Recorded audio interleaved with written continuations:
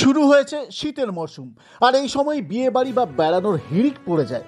অনেক ক্ষেত্রেই বাড়ি ফাঁকা রেখে বিয়ে বাড়ি বা বেড়াতে চলে যাওয়ার অভ্যেস কম বেশি আমাদের সকলেরই আছে। আর এই সুযোগের অপেক্ষায় থাকে চোরের দল। তাদের সোর্স এলাকায় এলাকায় খোঁজ রাখে কোন বাড়ি ফাঁকা রয়েছে, সেই মতো বাড়িতে হানা দিয়ে সব চুরি করে দিব্যি চম্পট দেয় তারা। সোমবার রাতে এমনই ঘটনা ঘটল বাঁকুড়া পুরো এলাকার 4 নম্বর ওয়ার্ডের ময়রাবান্ধ জামাইপাড়ায়। এই পাড়ার বাসিন্দা তাপস দাসের বাড়ির সকলে বিয়ে বাড়ির অনুষ্ঠানে যোগ দিতে গিয়েছিলেন।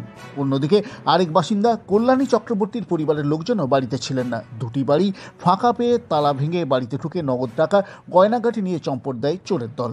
তাপসবাবু বিয়ে বাড়ি সেরে ফিরে এসে দেখেন তার বাড়ির তালা ভাঙা এবং নগদ প্রায় 65,000 টাকাও কিছু সোনা এবং রূপোর গয়না চুরি হয়েছে। অন্যদিকে কল্যাণী দেবীর বাড়ি থেকে নগদ 72,000 টাকা চুরি করে চম্পট দেয় দুষ্কৃতীরা।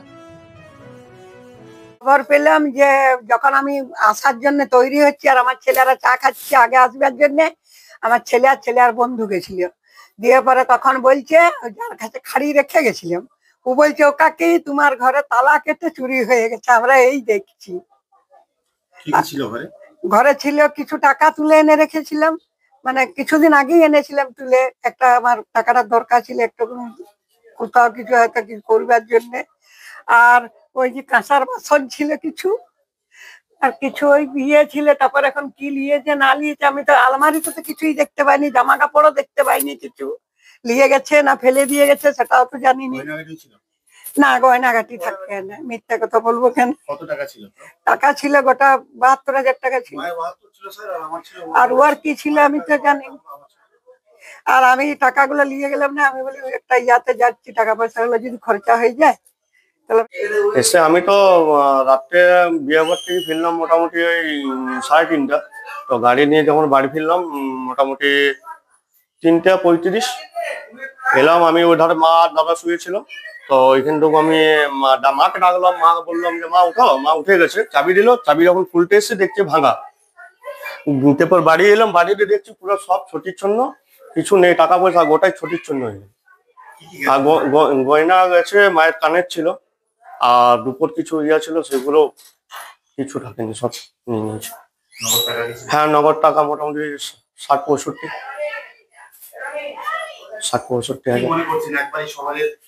এত জনবসতি এলাকায় চুরি, এখানে কেউ বলবো এখানে মনে হচ্ছে এখানে প্ল্যান করে কেউ করেছে। হ্যাঁ না, সুযোগে ওটাও করেছে। কিন্তু স্থানীয় বাসিন্দাদের দাবি, এই পাড়ার পাশেই রয়েছে বিডিআর রেল লাইন। এই রেল লাইন রাতে সমাজ বিরোধীদের আখড়ায় পরিণত হয়, ফলে এখান থেকেই এই চুরির ছক কষে সমাজ বিরোধীরা। এই রেল লাইনে পুলিশ নজরদারি চালালেই চুরির ঘটনা এড়ানো যাবে বলে তাদের দাবি। মানে ঘুম থেকে উঠে যেটা দেখলাম, এটা হচ্ছে আমার কাকার বাড়ি, ঠিক আছে। তো যে থাকতো আমার ভাই তাপস, তো গেছিল কালকে বিয়ে বাড়িতে। তো ও সকালবেলা যখন ভোরবেলায় যখন এসছে 3টার সময়, 3:30 সময়, তখন এসে দেখে এই অবস্থা। তার ঘরের সমস্ত আসবাবপত্র সব চারিদিকে ছড়ানো আছে এবং তাতে কিছু গয়নাগাটি ছিল এবং টাকা পয়সা নগদ মানে ক্যাশ টাকা ছিল, সেই সব সমস্ত সবই নিয়ে চলে গেছে। এবং আরেকটা বাড়ি ওরা কেউ ছিল না, তো ওটাতে আর কিছু বুঝতে পারা যায়নি, কারণ চাবি দেওয়া ছিল, ঠেসানো ছিল, সেটা কেউ বুঝতে পারিনি। তারপরে যখন কেউ একজন বললো যে না ওদের বাড়িতে তো চাবি দেওয়া ছিল, চাবি খোলা। তারপরে আমরা একটু জাস্ট কপারটাকে ঠেলে দেখলাম চারিদিকে সমস্ত জিনিসপত্র সব একদম ছড়ানো আছে।